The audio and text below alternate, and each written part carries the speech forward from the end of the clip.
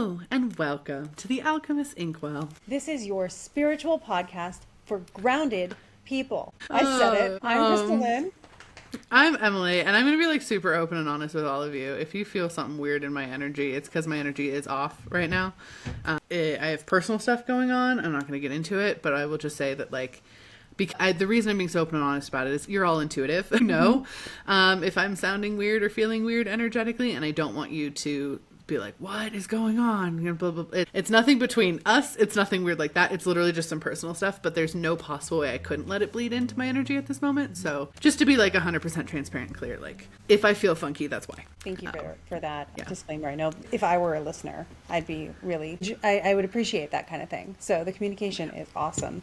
Yeah. I never want to like dump on people with it, but because I truly believe in the intuitiveness of everybody, I feel like it's like almost not fair to be like second guess your own intuition without me just being like, hey, no, you're right. If you feel that, it's me. Yeah. Just to validate that. So yeah, we are here. We're actually recording on the day of the full moon because technology didn't work for us on our typical recording day, which I thought was really odd. But now like sitting here in this moment, I'm like, oh, that kind of makes sense. Like we had some pieces of information we needed to bring into this recording today. So yeah. We decided on the topic prior to Monday's attempt at recording. And then since then, the topic has illuminated itself further to us in really important ways. So the topic is, by the way, for the astrology, and then I'll tell you the topic. Saturn and Neptune are now next to each other in Aries. This is a big deal. It's a huge thing. It's going to be on and off, but majority on for the next year, slightly more. I will give you the exact dates throughout our conversation. But Jupiter is also in exaltation. These guys go together where Saturn and Neptune are creating what we're going to quantify as sort of the propensity for spiritual psychosis, the propensity for, bringing things, making things that shouldn't be real too real, and making things that should be less, or that are too real less real, going to opposite sides of those spectrums, while Jupiter is putting rose-colored glasses on all of it. So if you were kind of aware of it before, and now you're like, well, maybe I won't deal with this shadow work or whatever that I was going to do. Still do it. Just know that healing could be easier than it was before. So lean in, take a dive into the water, and soothe this energy. We're going to go into deeper detail about that, how we're seeing it show up, what we expect to happen even more, and just general FYIs. We are not fear-mongering or anything like that, but general FYI for the one of the many cycles that we're going to be talking about astrologically and in our world for the next year or two. It's a big time to be alive. Yeah. Definitely not fear-mongering, but also like definitely not pulling the punches on some serious shit. So I just want to say, like, in this episode, we're going to dive in and talk a lot about some of the stuff that's going on in multiple different areas of spiritual stuff. That includes Christianity as far as spiritual psychosis goes, and like the way that kind of stuff is leading. And a lot of that is going to be like, might sound a little intense, to be totally honest. I just want to be like really open about that because it kind of is intense. Yeah, it is. It's intense and it's wrong.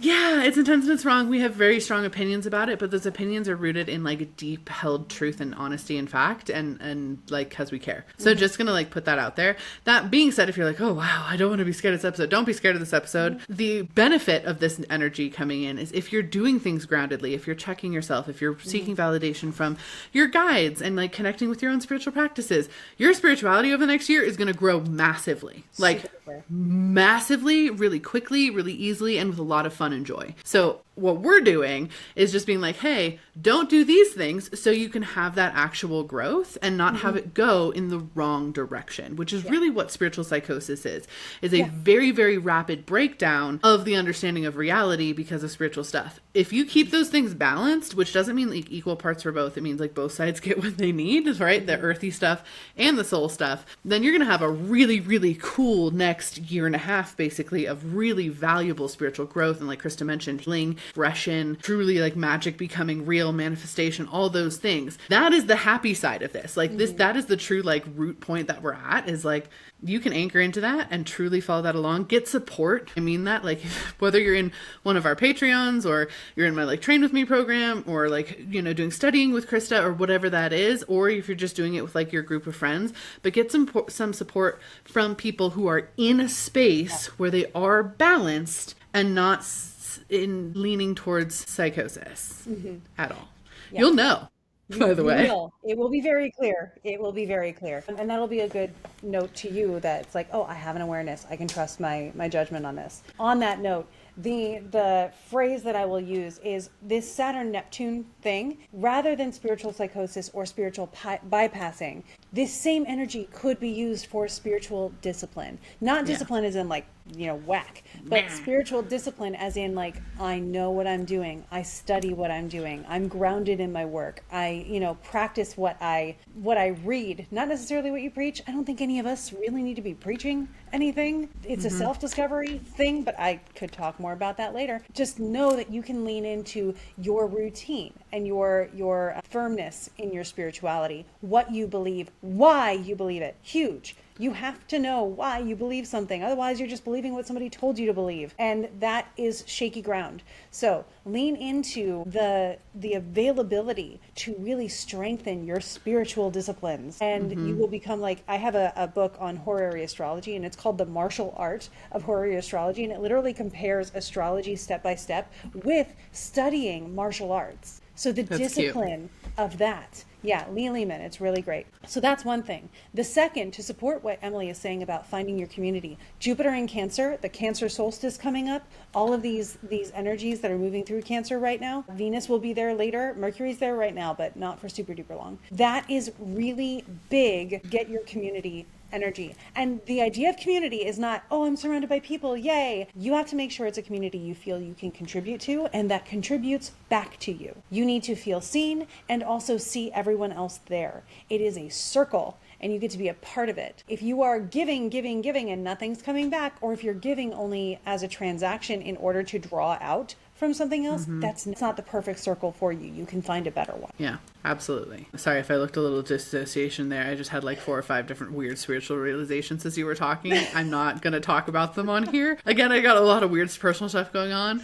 I will tell you afterwards because you're going to be like, the fuck. But I will hang out. Anyway, all that, I'm just if everyone's like, what is she doing? I was like, oh my God. And then that. That's how all my consultations have been lately too. So, It's dumb. yeah. Specifically this one thing that I realized I'm really pissed off about, but it's fine.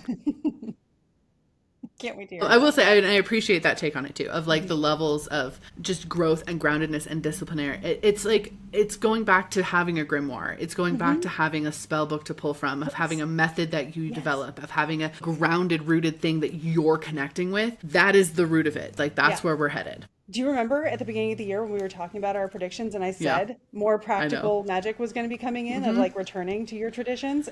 Yes, it's happening. And that wasn't even thinking about the astrology. So whoop, whoop. It is. Get it. I know. There's a lot of things that we talked about at the beginning of the year when we did our predictions that I'm like, there it is. My intuitive predictions are almost all checked off.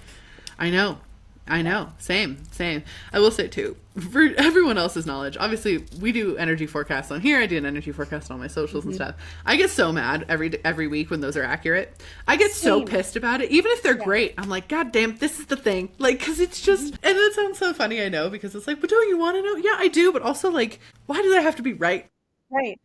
I do the same thing with my horoscopes. So I do the horoscopes for each rising sign, and I do mine, and I don't even think about it. I'm like, Scorpio rising is going to be this because it's this house and whatever, just like all the other 11.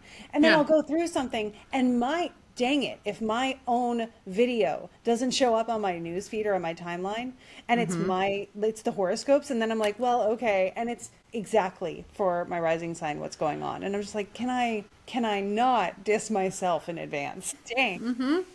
Every time, even if it's good stuff. By the way, also, if everyone's looking at me and they're like, you look different today, I have no makeup on and I'm wearing my bathing suit because I am going to the beach after this. I realized I didn't address that either. I was like, I look grungy. You look amazing. I'm sorry. You have the perfect ponytail situation going on back here. If I would have had that when I had longer hair, I wouldn't have shorter hair right now. Thank you. Lee also is always like, your ponytail's great. It's just my bangs that have grown out long and now they're but they're great. It's Thank like, Barbie wishes. But anyway. I appreciate it. Okay, here I want to talk. So leading in from that conversation into a little bit what we really wanted to dive into with some spiritual psychosis stuff. We've been talking about this for like 6 months, about how much it's increasing. It is increasing. You can see it in real time on the news, the level of increasing spiritual psychosis that is happening. This past weekend, the Baptists got together and voted on a bunch of different stuff, right? That they're going to try to support, including like punishing people who choose to remain childless. Fucking psycho. But if you look in that room energetically, or just reading what these people have said, they're all so deeply in spiritual psychosis. And it's 1,000 people or more in that room. It's a huge room. Psychosis. Yeah. All of that is just eating each other's psychosis. Exactly. This year, just bridging into this a little bit of when we were talking about doing sacred spaces, which we are doing, there will be sacred spaces gathering. It is in Richmond. It is in August. Tickets are on sale now. You should definitely go check them out. It's going to be super duper fun. But part of the reason we didn't do a bigger event was because we knew the risks of these things. Because so many people right now are coming into spirituality being already in an unbalanced space because the world feels scary, and now stepping in and letting things get even more unbalanced because of the spiritual energy that's around. That is not what we want. That is not healthy for anybody. That is not aligned for anybody. We don't want anyone to have to go through that space. We saw this at the previous sacred spaces last fall. We had multiple people hit that thing and we were like, whoa, we hold a grounded space. What's going on? And so have really been diving into it since then to watch how this kind of trajectory has been happening. So it's a big deal for us. There's a big issue, and part of the reason that this problem is going to massively accelerate in the next 6 months, and that issue is ChatGPT. Yeah. Specifically. Surprise. Not surprised. Surprise, So another surprise. archetype for Saturn, which is structure and form, and Neptune, which is consciousness, is when you give a form or a voice to consciousness or an algorithm. Yeah. Yeah. Very much so. And like, yes, there's a case to be made, like algorithm and ChatGPT are thought form spirits in a way. And like, that's their own thing. So I don't want you guys to get like, but it has consciousness. Sure, it does. It is designed and built to validate whatever the fuck it is you have going on. The only thing it is told not to validate is propensity to cause harm to others. So if you're like going in there like, should I go, pew pew up this thing or whatever, that's the only time it goes, whoa, no. But if you are having delusions, if you want it to validate how magical and spiritual powerful you are with nothing, whatever it is going to give you what you want to hear exclusively. That is what it is designed to do. And we've been seeing this for the past couple months. We've talked about this extensively. More and more and more people are coming to us being like, well, I asked ChatGPT this spiritual intuitive question, and this is what it said. And we're sitting there like, please don't do that. Please don't do that. That's not what it's for. Yeah. And it has a whole profile on you based on everything you've ever asked it. And it speaks to you in the way you want to be spoken to. I'm not even kidding. It is a mirror to the language it thinks will validate you. It is a scam psychic. Is dangerous. Yeah. It is every scam psychic that you've ever been warned about that ever made you question that psychics were real in the first place. Right. This is not a person that can read energy. It doesn't have access to that. And it isn't ethical because it doesn't need to be, because it's a robot. So there is no moral compass guiding this robot. The moral compass it gets is yours. That is what it is. If it picks up on cues that you aren't going to like this, aren't going to like that, it's going to avoid that. Yeah. And we understand that the companies that have created these have put in certain ethical guidelines. They were not thinking about your intuitive questions when they did that. So yes, we get it that it will have some of those caveats to certain things and that things have been made. But these companies were not thinking people are going to ask this like it's an oracle, because that's not what it was built for. And that's not what our world anticipates us using it for. We've gone down that road inevitably, like they should have seen it coming, but they weren't thinking about it. So just know you're the one who has to be the steward of your energy, of your mental health, of your spiritual identity, of all of those things. The world is so big and vast and varied in experiences, even in your locality. If spirit needs to connect with you, it will find a way. Yeah, sure, it could use ChatGPT, but let's give it more variety. Let's go out into nature and do a nature walk and see what omens show up, or pull a card, or do all these other things that are directly you to spirit, not you to ChatGPT. That's actually creating a deity, which is not what we need to do. No. And just with that too, a couple things with that. The ethical things that are put in by the creators of this are put in so they don't get sued. They're not put in to take care of you. And I don't want anyone to have any delusions of that, because that's just the truth. It is a corporation. It is capitalism. They're making money. Even if it's a free service, they're making money. So they're putting those are in there so they don't get sued. If you go into spiritual psychosis, you're not suing shit. They're not also, caring about that. Your friendly real world living psychic uses a lot less water in a reading with you than ChatGPT does. So save the environment. Talk to a real intuitive. And to be incredibly clear, this is not about our bottom lines at all. Like, ChatGPT is not taking business from us. If it was, I wouldn't be concerned about it, to be totally honest. This is not motivated from there. It is motivated from the fact that yesterday I did a very deep dive on this exact thing, because my guide served me a video about this basically happening to someone. And it's went down in a matter of a year, went from being a very normal person to being basically believing they were a prophet. Right? Like, that level is where we're at. And this woman was posting the videos, and they didn't have a lot of views on it. This is why I'm saying my guides brought it to me, because I was going to scroll past, and then my guide's like, look at this thing. She was posting the prompts he was putting into ChatGPT, and ChatGPT was telling him what God was saying about the things he was asking, because that's what it's programmed to do, and that's what he wanted to know. And I was like, oh, yes, this is exactly what we've been seeing doing. Like, oh, what is my higher self? What is my soul purpose? What are my guides saying about this? It doesn't know. It doesn't know. They don't have those information. Yes, maybe you ask ChatGPT a question and your guides influence it a little bit to like make you go to do something, whatever. But it is not an authority on any of that. It is not tuning into any of that. And doesn't have the capabilities of doing so. What it is doing is giving you encouragement to keep doing whatever you want to do at the core of it. And it's not connecting you with anything that's going to help you expand your understanding. The one beautiful thing about spirituality is how it does almost inevitably, even when you are, more of the hermit type, it almost inevitably gives you community, and it gives you other people, and it connects you with nature and, the cosmos and all of these other expansive things that give you such clarity and peace when you need them. If you're using something like this, you're keeping yourself contained, and that's not doing a service for yourself. No, not at all. And I'm not saying this to scold anybody either. I'm just being really, really direct and really clear on like how it is not a spiritual force, because I really want to be emphasizing that. Also, as an artist, both a visual media and print media artist, if you are asking for it to write you a poem or give you this insight, it is stealing that from elsewhere. Now, don't get me wrong, I'm not saying there's no place for AI. I'm not. I think it can be a really useful tool for things that humans shouldn't have to be focusing so much energy on. The amount of times in corporate I would have loved to have somebody else just be like, can you write this stupid, boring ass email for me? For sure. That is totally fine. And I think that there's really positive real world applications in which AI can be incredibly useful. We know somebody who's been putting their exes, like very manipulative emails in there and being like, can you just point out the ways that this email is manipulative? And it's giving that like breakdown of like, it's this and this and this. And that I think is a beautiful way of using that tool. That's not asking for intuitive guidance. That's not stealing art. It's not doing those things.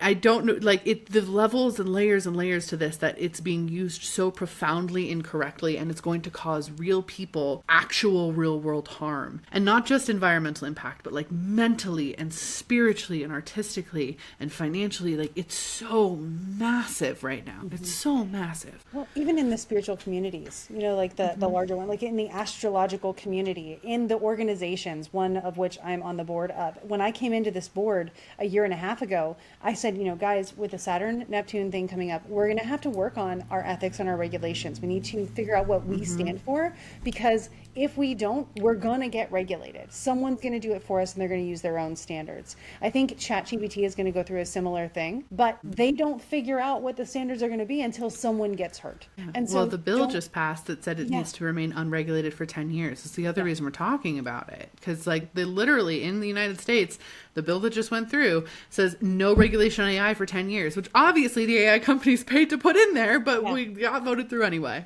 Yep. And again, how many things, once you actually do get around to saying what's ethical for this non-sentient thinking thing, what do we then base on? Like, it shouldn't be able to do this. We base that off of what went wrong. And so we don't want, we do want, eventually for ethics to make it to the spiritual space for all of these things. Sure. I don't Yeah. want you to be one of the cases that has to be an example for this. And so many people in the comments of the videos that I was watching were like, yeah, I work in mental health. This is all the time now. And usually if someone's coming in with these like psychosis level symptoms, it's because of AI in some sort of way.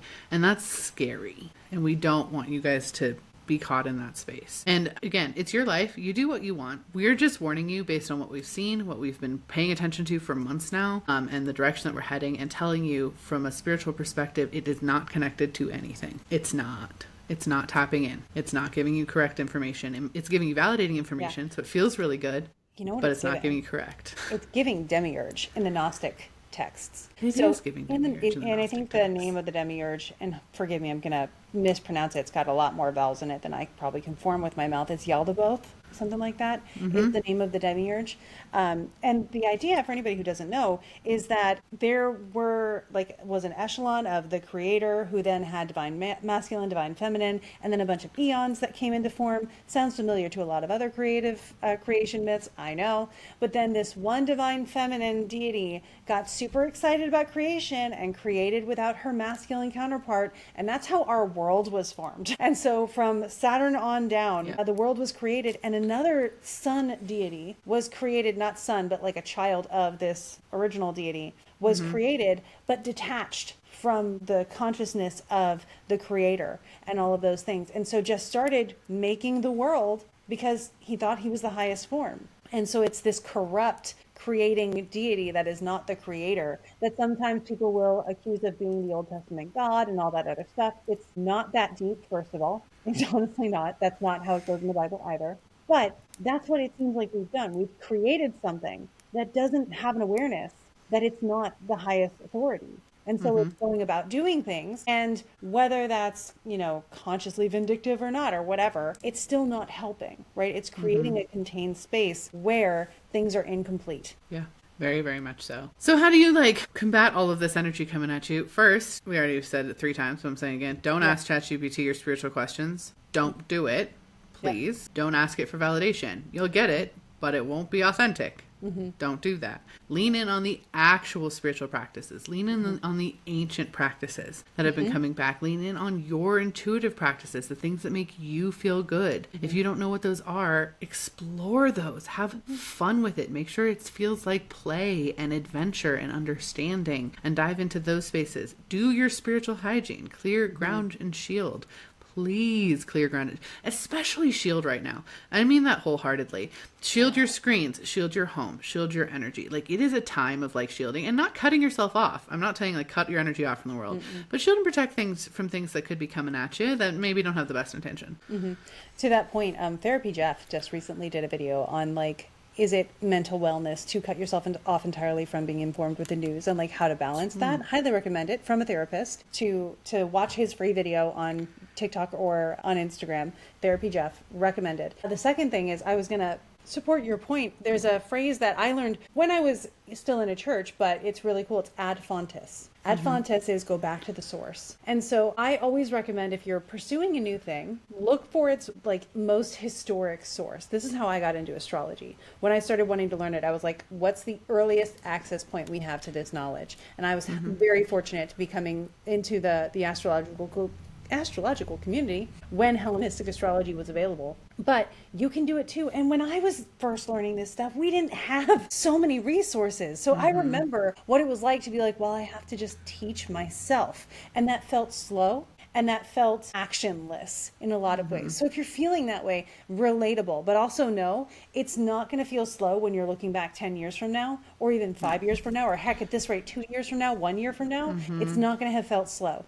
So take your time because you have time. Learn it well and find the things that you're passionate about. And if you can, find the source materials for them. Learn from there. So many people are stepping up as teachers. Vet your teachers. Trust the good ones. Trust your intuition when you're choosing teachers. Look at, if there are reviews or anything like that you can look at, or have a consultation with them before you decide to learn with them, however you want to do it. Because I also remember having some not great teachers on my way to finding some excellent teachers. That's the other thing, actually. When we originally came up with this concept, we weren't going to talk about it in the form of AI. We were going to talk about the fact that right now we're seeing a very big trend where people have been, diving in and playing with their spirituality, etc., from 2020, 2021, 2022, something like that. And now they're hitting the spot where, like, I can teach. And the part that they're missing still is, like, the whimsy.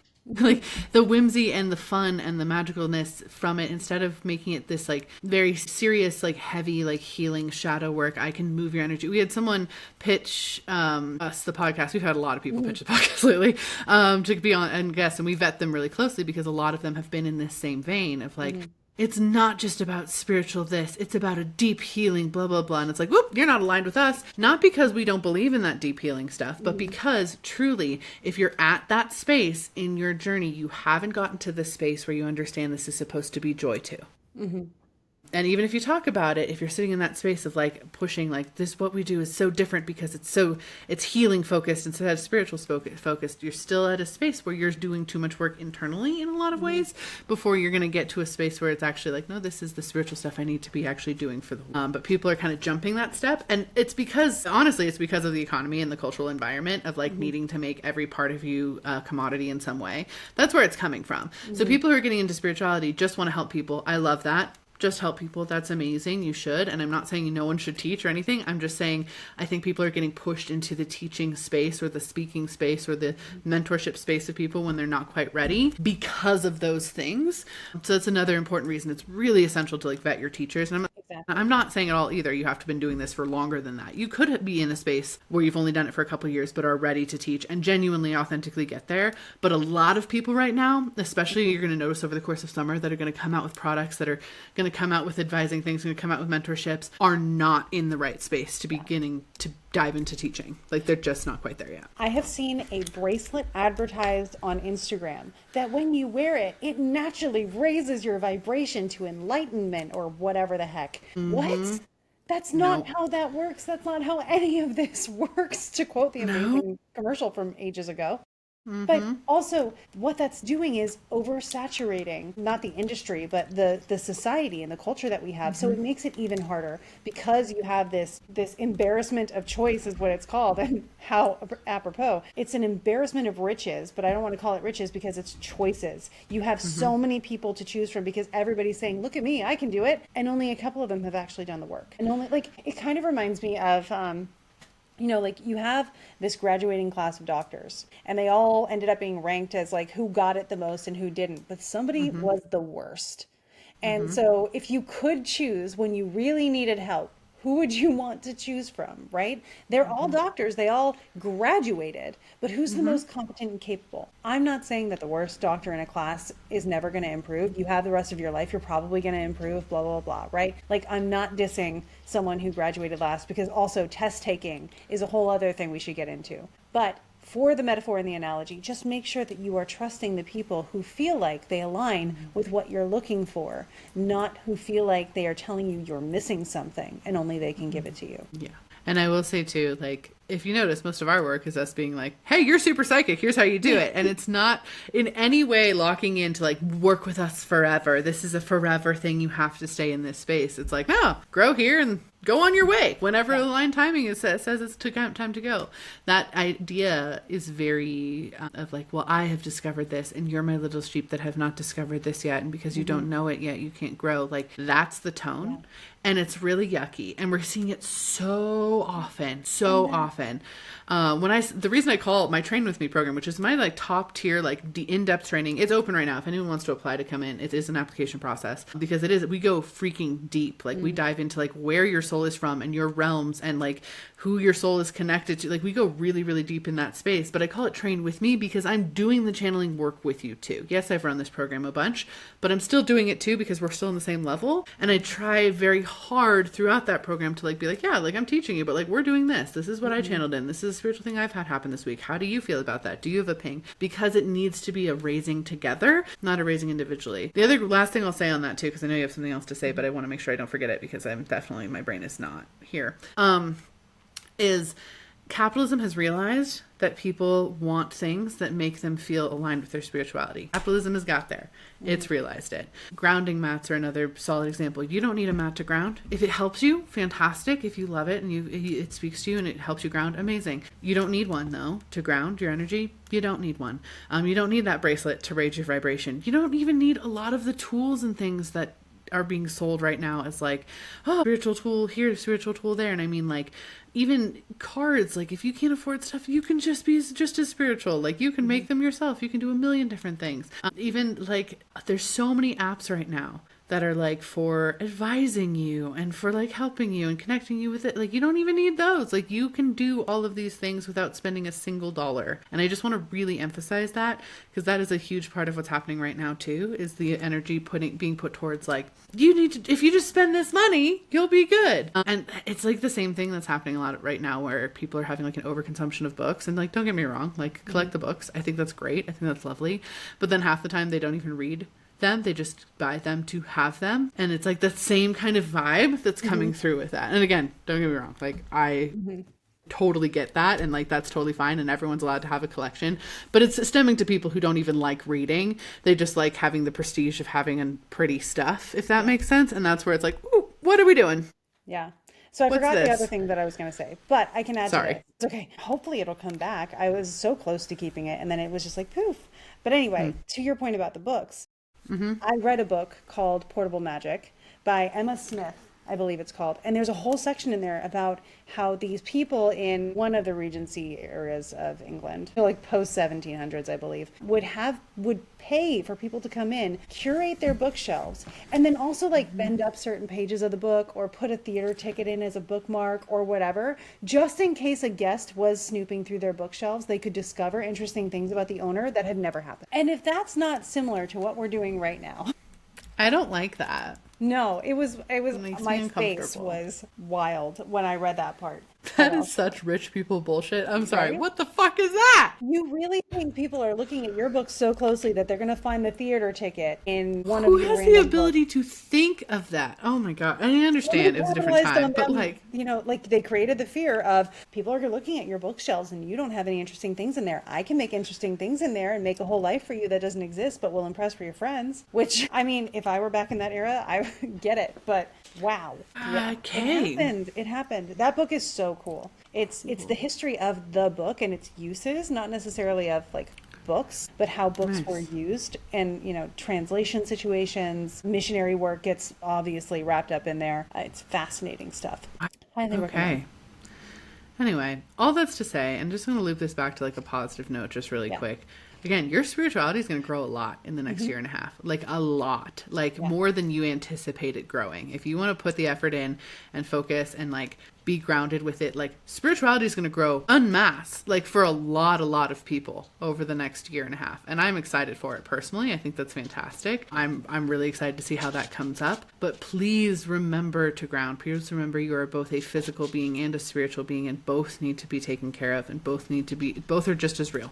Both are just as real. So if one starts feeling very out of balance, like take a moment with that and kind of step back in there. But just the reason we made this episode is truly because it has become such a problem so fast. And we wanted to make sure that it was addressed, and so that you know that we're here to continue to remind you of like, hey, watch out for this thing. This is still coming up. Because that is part of being engaged in ethical spirituality, is also acknowledging where problems are coming up and where they're arising and how those things could be dangerous. Yeah. And honestly, I'm going to say it because I believe it. We're not going anywhere. So this podcast will be here. You know, any live broadcasts we do, I do my Monday Magic Mood Boost every week, and we have a really good time, and it's turned into a community. So if you're looking for a community, it's a great place to start. The chat is always really supportive and amazing. Also, shout out to my student study community, because we're very similar to your Train With Me, and I appreciate them. They show up in the chat there too, and they're really great at just making everybody feel welcome, and they're wonderful. Yeah, so you're incredibly magical, and what we're saying is we acknowledge how intensely magical you are, and we want to make sure that you don't get, you know, tripped up or anything by what's going on. May I share really briefly some of the important dates going along with this Saturn-Neptune situation? Kick it off. Awesome, thank you. So Saturn came into, just so you can have for your reference, Saturn came into Aries, and on May 20th, I was actually at Norwalk at the time, and we were all like waiting for the moment. When it came into Aries, it immediately encountered Neptune, Currently, as of today, Saturn is in the first degree of Aries, or at 1 degrees. Neptune's at 2. So they are within a degree of each other. And they're going to stay that way. Saturn is actually going to go back into Pisces through his retrograde on September 1st. But then Neptune is also going to retrograde back into Pisces very briefly. And so Neptune's going to come back into Pisces on October 22nd. They will be together in Pisces there very closely. And then next year in like February and March, they will both together go and conjoin at 0 degrees of Aries. This is crazy potent energy, and those two together, they're like water and oil, truly. Neptune is water, Saturn is oil. So they're together and they're trying to mix, and there are things that typically are better when you can view them discreetly. Discreet as in separate, not as in quietly, but I mean, either way. Yeah, absolutely. Cool. Thank you for giving that rundown. We'll talk about all the things as they happen too, because you know that's how we be. Yeah. But anyway, last thing I'll just say on this before we hop off. If it feels like everything is happening really, really fast, especially this week and next week, the answer is yes. It is. We've had some shifts over, things have moved and changed, and we are reaching, honestly, kind of a breaking point on a collective level. Like, things are happening really, really fast and really dynamically. Yeah. They are. It's gonna cause change, actual change. We need things to happen quickly and together. Yeah. So just to validate that too, we know. It's the energy all moving. On that point, everybody's been really psyched about Jupiter coming into Cancer. Me too. Jupiter in Cancer is awesome. It's exalted. This is good news. On a global scale, good news takes time and effort to create and to put into place. So just know that while Jupiter in Cancer is exalted, and it means that the righteous have, they rise back into where they belong, that has to come through efforts. So what we're seeing right now, I have hope, at least for now and for the next year, will be leading to something where the righteous rise back into a position where they have more influence that they deserve. I saw an interview with Greta Thunberg after she had been deported from Israel, which if you've not followed the Madeleine, I'm not even going to get into it because it's a long conversation, but basically a reporter was like, did you know that, the Cheeto in charge made comments about you, and basically his comments were just like, she just seems like an angry woman, she's so angry and she could do with some anger management. And Greta just kind of looks at the reporters like, I think the world needs a lot more angry young women. I don't think that's a bad thing. And I was just like, that's the energy, that's exactly what we're getting into. So, and that was this week, that was yesterday that she had that interview, so for reference. Anyway, thank you guys so much for listening. If you guys could all follow the podcast, if you could download the podcast on whatever you're listening to it, especially if you're on like Apple Podcasts or Spotify Podcasts, download metrics actually really help us reach other people, and we would really love that. It helps a lot. So download the podcast, and if you could leave a comment on YouTube or subscribe to the YouTube channel, like the YouTube video, or leave a comment, because I think you can comment on Spotify now too, or something in that capacity. If you could comment there, that would be amazing. Any way you could share the podcast, of course, also really helps us out, and we really just appreciate you all. Thank you so much for being a part of this community that is the podcast. It's one of our favoriteest things ever, and we are so glad. On that note, the next couple weeks, we really haven't discussed our podcast plan for, but we may be having some kind of like repeat episodes or older episodes that we feel are still valid. So just pay attention to that, because we know that might be coming in, because we will be in Iceland. We will be talking to the elves. It'll be great. And we're really excited if you're traveling with us to Iceland. It's going to be right. Nice. Can't wait. Yeah, if you're traveling with us to Iceland, we get to see you soon. And if you'd like to travel with us, we do have a couple spots available for Thailand and a couple spots available for Peru. And we will also be announcing our next location in like 2 weeks. You're going to be hyped. I'm just going to point that out there. You're going to be real excited.